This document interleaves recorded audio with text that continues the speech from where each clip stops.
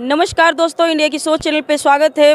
जनपद सीतापुर के बिस्वा में रहने वाले एक महान हस्ती से आज आप लोगों को मिलवाएंगे और ख़ास उनका परिचय भी करवाएंगे, क्योंकि अगर देखा जाए तो पत्रकारिता के क्षेत्र में बहुत सारे लोगों से आप मिले होंगे, लेकिन एक महान हस्ती से मिलवाने वाले हैं जो कि बिस्वा में बहुत ही नाम रोशन, अगर बात करें जनपद सीतापुर ज़िले में सबसे वरिष्ठ पत्रकार, आकाशवाणी में भी काम करने वाले, कई जगहों पर, कई भिन्न भिन्न जगहों पर ऐसा मतलब काम किया है कि उनका एक नाम है पद्मकांत शर्मा, जो लोग नाम से ही उनकी पहचान है। नाम अगर आप लेंगे तो ऐसा कोई नहीं होगा जनपद सीतापुर में जो परिचय का मोहताज होगा।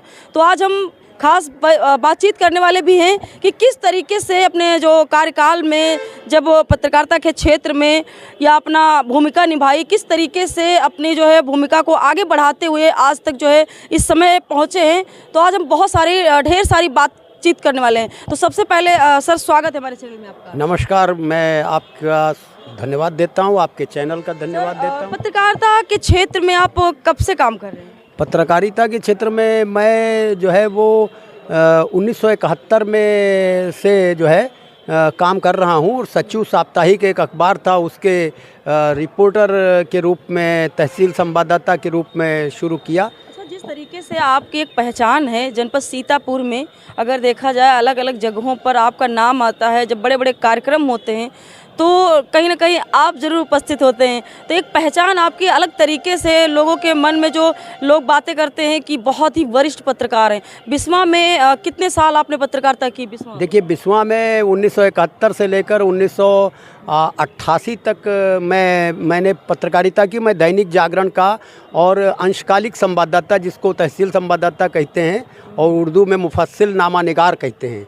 तो मैं अच्छा, प्रिंट मीडिया या इलेक्ट्रॉनिक मीडिया से आपने शुरुआत की थी? नहीं, मैंने प्रिंट मीडिया से शुरुआत की। साहित्य और पत्रकारिता में दोनों में था, लेकिन सच्चाई ये है कि हम अपनी रचनाएं छपवाने के लिए अखबारों के संपर्क में आए और अखबार वालों ने मुझे पत्रकारिता से जोड़ दिया और मैं रिपोर्टर बन गया। दधीच अखबार था, राष्ट्रराज अखबार था, सचिव अखबार था, इनसे साप्ताहिक से फिर दैनिक से मैं जनमोर्चा में लिखा और मैंने नवजीवन में लिखा, फिर मैं नवभारत टाइम्स में लिखा और जनसत्ता में लिखा, और एक और अखबार था यूपी का, जो है वो ध्यान नहीं आ रहा है, बरेली से निकलता था, उसका रहा रिपोर्टर। और फिर मैं सहयोग किसका रहा आपको पत्रकारिता क्षेत्र में? मैं दैनिक जागरण का यहाँ रिपोर्टर रहा। फिर यहाँ के बाद मेरा चयन स्वतंत्र चेतना अखबार में उप संपादक और रिपोर्टर का हो गया, तो मैं लखनऊ चला गया। ये 88 की बात है। अच्छा, जब पत्रकारिता आप नहीं करते थे, फिर आपके मन में ऐसा कहाँ से विचार आ गया कि हम पत्रकारिता क्षेत्र में जाएं? क्योंकि आज की जो पत्रकारिता है बहुत ही अलग तरीके से, और जो पहले की पत्रकारिता थी वो बहुत ही डिफरेंस थी। क्योंकि पहले लोग बातें करते हैं कि ये ज़्यादा सोशल मीडिया नहीं था, तो जो प्रिंट मीडिया है वो डाक के द्वारा जो है खबरें भेजी जाती थी। नहीं सुनीता जी, मैं आपके जोश को सलाम करता हूं, आपके चैनल के और जज्बे को मैं सलाम करता हूं। जिस तरह आप ग्रामीण क्षेत्रों में जोखिम उठा करके जाती हैं, वास्तव में ये बहुत ही साहस का काम है और आपके अंदर आया। मेरा सवाल जहां तक आपने कहा ना, तो उस समय खबरें भेजने की कई घटनाएं मेरे पास हैं जो आप सुनेंगे तो नए लोगों को। पर सच्चाई ये है कि मुझे अगर सर जब कोई घटना हो जाती थी तो तुरंत जानकारी नहीं हो पाती थी। जब पेपर में आता था, क्योंकि इतने मोबाइल भी नहीं थी लोगों के पास, तो जब पेपर तीसरे दिन या दूसरे दिन जब छप के आता था तब लोग जान पाते थे कि फला घटना कहाँ पे हुई है। लेकिन आजकल तो सोशल मीडिया का ज़माना है, तेज़ी से पता चल जाता है कि कहाँ पे कौन सी घटना हुई है। तो आज की पत्रकारिता के क्षेत्र में कैसा लग रहा है और पहले कैसा लगता था? नहीं, बिल्कुल सही आप कह रहे हैं ना। तो मुझे आपने बहुत सटीक सवाल किया है, मुझे रोमांच आता है। एक तो सवाल आपने ये पूछा कि पत्रकारिता क्यों किया, तो सत्य तथ्य की बात, जनता के लिए, जनता के हम पहरुए हैं, जनता के हम चौकीदार हैं, जनता के प्रहरी हैं। जनता की आवाज़ शासन तक पहुंचाना और शासन की आवाज़ जनता तक पहुंचाना, ये करता था। पर ये सच है, एक घटना हुई, हमारे मित्र हैं रामचंद्र वर्मा जी, हमारे समकालीन हैं, और वरिष्ठ पत्रकार हैं, आदरणीय है मेरे रामचंद्र वर्मा जी, तो ये साथ साथ हम लोग थे। लेकिन मैं आपको एक घटना बताता हूँ कि कैसे खबर कैसे छपवाते हैं, कैसे खबर तुरंत भेजना पड़ता है और क्या क्या करना पड़ता था, क्योंकि थोड़ा सा समय ज़रूर लूँगा, नई पीढ़ी को बहुत ही उससे प्रेरणा मिलेगी। हुआ ये कि मैं जनमोर्चा अखबार में रिपोर्टिंग करता था, तो एक घटना यहाँ के दीक्षा विद्यालय को लेकर के हो गई। अब उस घटना को तुरंत छपवाना था, हमारे पास कोई साधन नहीं थे, डाक के जाना था। तो सच्चाई ये है कि मैंने दैनिक जनमोर्चा हुसैनगंज में, अड़गड़ा हुसैनगंज में महात्मा जी नाम के थे, हरगोविंद जी उसके संपादक थे। तो ये जानकर आज भी है, शीतला सिंह जी हैं, बड़ा नाम है, पर मैं कभी अपनी विचारधारा को उससे नहीं जोड़ता हूँ, पर मैं पहले उसी बात पर आता हूँ, खबर कैसे पहुँचानी। घटना हुई, मैंने 1 घंटे में न्यूज़ लिखी, अपने गुरुजी से चेक कराई। भाई इसमें कोई कहने की बात नहीं, मेरे 2 गुरु थे जिनसे सीखा। बिस्वा में एक अरुण कुमार मिश्रा जी हैं, उनके बेटे हैं श्री आशीष मिश्र जी।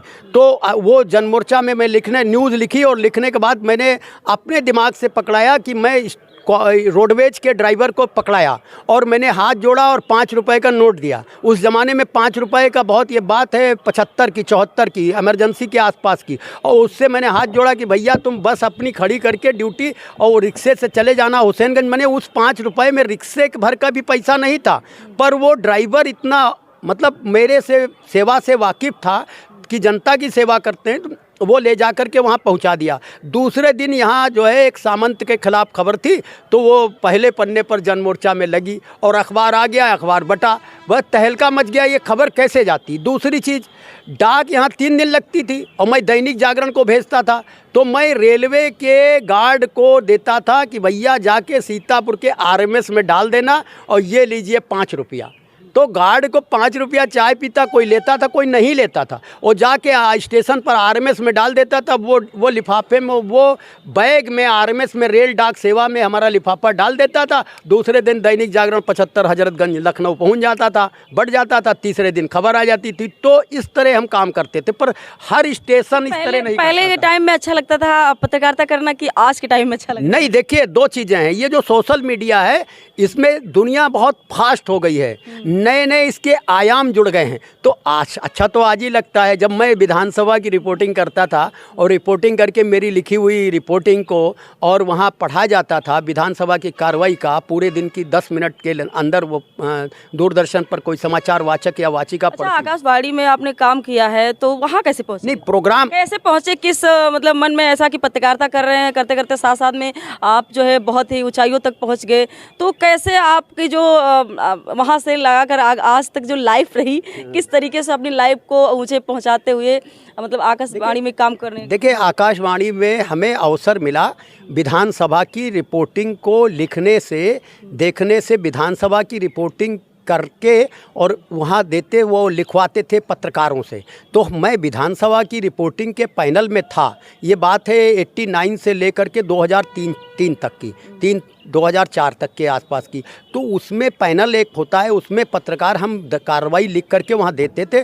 तो उसी के साथ साथ पहले भी मेरी कविताएं प्रसारित हुई थी, तो साहित्य और पत्रकारिता दोनों से जुड़ा था। तो साहित्यिक प्रोग्राम अब भी करता हूँ। अब विधानसभा की रिपोर्टिंग में नहीं हूँ, अब संपादक हूँ, तो संपादक का काम करता हूँ। एक कलाकुंज भारती नाम की पत्रिका है, अखिल भारतीय पत्रिका है, कला और साहित्य की पत्रिका है, उस संस्था की है, पूरे देश की है। उसमें मैं 2010 से संपादन कर रहा हूँ, उसमें मैं संपादक हूँ इस समय, उसका दायित्व निर्वहन करता हूँ। पर पत्रकारिता को जिया है। साहित्य और पत्रकारिता एक ही चीज़ है। पुराने समय में एक ही होते थे, महावीर प्रसाद द्विवेदी से लेकर के और जितने भी हुए वो सब एक ही। अब आज जो है social media, YouTube, Instagram, Twitter और भी कोई चीज़ और आ गई है।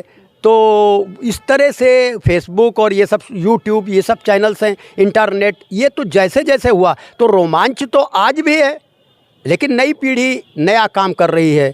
और रोमांच तब था तो हमारे लिए वो दुनिया वही दुनिया थी, तो हमको उस वक्त उसमें रोमांच लगता है। पर उससे अगर तुलना करेंगे तो आज का दौर ज़्यादा अच्छा है। आप लोग भारत का भविष्य। जो पत्रकारिता के क्षेत्र में आज की युवा जो पीढ़ी पत्रकारिता के क्षेत्र में कदम रख रही है, उनको जो है क्या संदेश देना चाहेंगे, जो अपने पत्रकारिता के क्षेत्र में जब आपने जो जो कठिनाइयाँ सहन की है।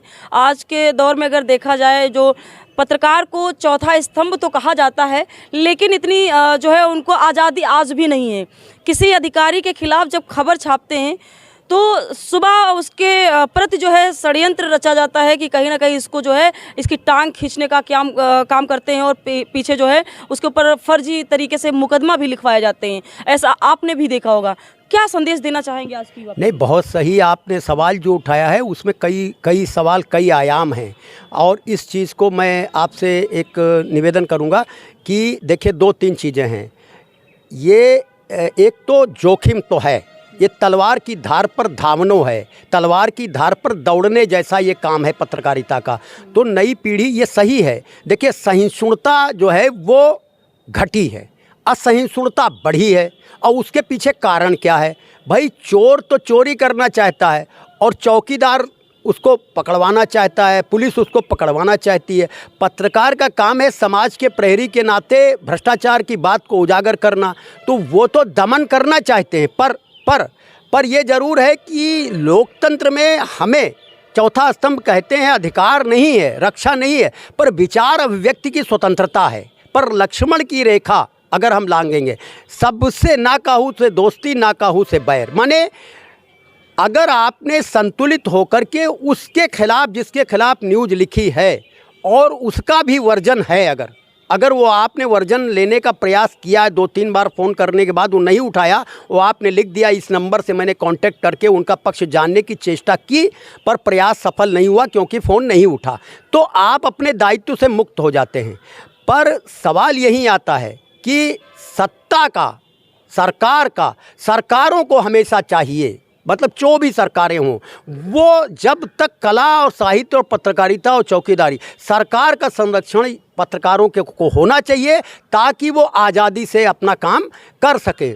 और प्रशासन, शासन या पत्रकारों को आज उतनी छूट है पहले की तरह कि जैसे कि योगी सरकार बहुत बड़े दावे कर देती है कि पत्रकारों पर जो है किस तरीके से अगर कोई अभद्रता करता है तो उसको खिलाफ जो है कार्रवाई होगी। क्या ऐसा आपको कहीं नज़र आता है? अगर देखेंगे तो साल में आपको 10-15 ऐसे केसेस मिलेंगे जो फर्जी तरीके से जो है पत्रकारों को फंसाने की साजिश करते हैं नेताओं लोग। नहीं, सरकार की मंशा सही है, योगी जी की मंशा सही है, और उनके ऑफिसर कहीं कहीं उनकी गैर जानकारी में कुछ इधर उधर की गड़बड़ करते हैं, लेकिन वो बात जहां आती है, उनकी जानकारी में आती तो वो एक्शन लेते हैं। पर ये ज़रूर है कि सरकार की तरफ से प्रशासन को इस बात के लिए ज़रूर टाइट किया जाना चाहिए, उनका देख रेख निगरानी प्रशासन की रहनी चाहिए कि पत्रकार स्वतंत्रता पूर्वक सही बात मानी योगी जी के पास या सरकार के पास पहुंचा सके। सच्चाई ये है, अगर सच्चाई पहुंचाने वाला कोई इस माध्यम में तो पत्रकार है। अच्छा, तो उनको बहुत सारी बातें हो गई पत्रकारिता के क्षेत्र से जुड़ी हुई, और मैं एक सवाल मैं आपसे और भी करना चाहती हूँ कि आपका जो जीवन रहा पत्रकारिता के क्षेत्र में, क्या आपके जो बच्चे हैं तो उनको भी क्या पत्रकारिता की लाइन में लाना चाहिए? नहीं, देखिए 2 चीज़ें हैं, बात बिल्कुल सही कही। पैसा यहाँ नहीं है, विज्ञापन के माध्यम से जो वेतन या कमीशन मिलता है वो बहुत छोटा होता है। पर इसमें मैं सवाल यही करता हूँ कि सरकार जिस प्रकार से तमाम वर्गों को पैसे और सहायता देती है, उस प्रकार सरकार को पत्रकारों को सहायता देनी पड़ी, क्योंकि ये निर्धनता का है। हमेशा कला, साहित्य और पत्रकारिता को संरक्षण शासन सत्ता के द्वारा ही होता है। सरकार को इस प्रकार का रेगुलेशन जरूर करना चाहिए कि वो ईमानदारी से निष्पक्ष होकर पत्रकारिता कर सके। उनके जीवन यापन में अगर कोई कठिनाई है तो ऐसी कोई योजना किसी सरकारों ने नहीं बनाई, पर माननीय योगी जी, वर्तमान भाजपा की सरकार, माननीय मोदी जी सबका साथ, सबका विकास, सबका विश्वास कहते हैं। तो पत्रकारों की जो तहसील स्तर पर है, ग्रामीण स्तर पर है, उनकी चिंता और विकास और उन्नयन के लिए, उनको संसाधन देने के लिए, उनको ट्रेनिंग देने के लिए, उनके जीवन यापन के लिए, अर्थ यहाँ नहीं है अर्थ है क्या? अगर अर्थ करोगे तो कहेंगे ब्लैकमेलिंग है, पीत पत्रकारिता है, येलो जर्नलिज्म है। तो इससे तो बचना चाहिए, मर्यादा और लक्ष्मण रेखा। कितने साल की उम्र थी आपकी जहाँ जब पत्रकारिता आपने शुरुआत की? बहुत टेढ़ा सवाल किया आपने। मैं 10वीं क्लास का स्टूडेंट था, तो मैं एक पंडित स्टूडेंट लाइफ से जो है पत्रकारिता हाँ, वो उसका कारण ये था कि हमारे रामेश्वर दयाल गुप्ता जी यहाँ हिंदी और संस्कृत के टीचर थे HRD इंटर कॉलेज बिस्वा में। तो मैं वो तरुण भारत अखबार था, जिस तरुण भारत अखबार के वो रिपोर्टर थे बिस्वा के, तो वो उनकी राइटिंग हमसे साफ़ करवाते थे। मैं ट्यूशन पढ़ता था, मैंने पढ़ने के लिए जाता था संस्कृत को, तो मैं साफ़ कर देता था। तो धीरे धीरे वही मेरी कविताएं छपने लगी। तो सचिव के राम गोपाल गुप्त, अब ये सचिव अखबार क्या, 1 मिनट बताना चाहता हूँ। जो झंडा ऊंचा रहे हमारा, विजयी विश्व तिरंगा प्यारा लिखने वाले श्यामलाल गुप्त पार्षद कानपुर के, उनका अखबार था सचिव। सचिव अखबार साप्ताहिक था, सीतापुर से निकलता था। सचिव के राम गोपाल गुप्त जी उनके रिलेटिव थे, अखबार यहाँ से निकलता था। उन्होंने हमें तहसील का रिपोर्टर बनाया। तो छपते मैं उसमें मतलब एक रपट गया। मैं साहित्य की सीढ़ियों से रपट करके और पत्रकारिता के आंगन में पहुँच गया। तो उनके कारण मैं सचिव अखबार में मेरी कविताएं छपती थी, तो उन्होंने हमको रिपोर्टर बना दिया और धीरे धीरे बनता रहा। फिर 75 में मैं दैनिक जागरण का। जब आप हाई स्कूल से पत्रकारिता के क्षेत्र में काम कर रहे हैं, तो कहीं ना कहीं पहले से मन में विचार आते होंगे कि हम मतलब जर्नलिस्ट बनेंगे या कविताएं लिखेंगे। बहुत सारे मन में सवाल पहले से उठ जाते हैं। तो हाई स्कूल से पत्रकारिता करते करते आज आपकी, अगर हम बात करें तो 60-70 साल की उम्र तो हो ही गई होगी। नहीं, 60 के ऊपर है, पर हम सवाल ये करते हैं, देखिए 2 चीज़ें हैं। ये दुर्घटना बस या संयोग बस मैं बन गया पत्रकार, पर मैं लोगों को आगाह करूंगा कि पढ़ाई पूरी करें। मैंने साप्ताहिक समय सारथी निकाला, पाक्षिक समय सारथी निकाला, कई अखबारों से जुड़ा रहा, राष्ट्र राज में अब भी कॉलम लिखता हूं। के तो मतलब ढेर सारे जो है लेकिन सच्चाई ये है कि मैं बनना तो टीचर चाहता था और पिताजी मुझे डॉक्टर बनाना चाहते थे। तो न मैं टीचर बन पाया, न मैं डॉक्टर बन पाया। मैं ये पत्रकारिता और खबरों का डॉक्टर बन गया। अब वो संपादक का काम करता हूँ। पर संतोष ये है कि पत्रकारिता में जो लोग नौकरी करते हैं, वो भी, उनका भी जीविका सुरक्षित नहीं है। उनकी भी नौकरी बिजनेसमैन के, मालिक के, उस पर निर्भर करता है। चैनल में भी यही है। तो लेकिन जो आप कर रही हैं जोखिम का काम, लेकिन इसमें मैं कहना चाहूँगा कि सरकार तो संरक्षण दे। हर मर्ज की दवा सरकार नहीं, समाज को भी आना चाहिए। खूंटे के बल बछड़ा कूदता है, खूंटा है समाज। समाज अगर नहीं संरक्षण देगा तो भाई योगक्षेम, उसकी चिंता करना, ईमानदारी से जो लोग पत्रकारिता कर रहे हैं, उनको जो समर्थ लोग हैं पैसे वाले समाज के, उनको आगे आना चाहिए। जैसे मंदिर, मस्जिद, गिरजाघर, गुरुद्वारा बनवाते हैं, जैसे धर्मादा करते हैं, वैसे ही चौकीदार रखते हैं, वैसे ही पत्रकार समाज के चौकीदार हैं। इसलिए उनको जरूर संरक्षण, प्रश्रय, विज्ञापन के माध्यम से या आर्थिक पैसे के माध्यम से कुछ न कुछ उनकी मदद करने के दिशा में समाज सेवियों को भी आगे आना चाहिए, सरकार को भी आगे आना चाहिए। पत्रकार जिस प्रतिष्ठान में, पर स्वतंत्र पत्रकार जैसे आप अपना चैनल चला रहे हैं, तो इसको समाज को संरक्षण देना चाहिए। अगर ये नहीं होगा तो नई पीढ़ी तो कैरियर के चक्कर में जाएगी, और कैरियर के चक्कर में जाने के बाद कोई हाल पूछे आज रवीश कुमार से, कोई हाल पूछे जो चैनल बदलते हैं, क्योंकि पता लगा मन के मुताबिक नहीं हुआ इसके या उसके, तो निकाल दिया गया, मालिक को इशारा कर दिया।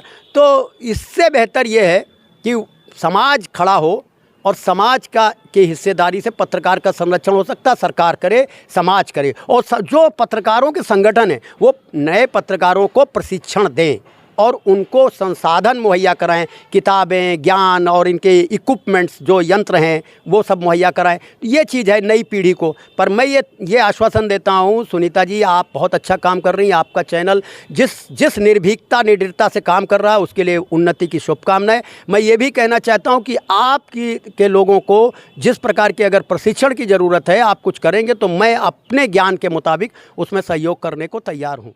बहुत बहुत धन्यवाद।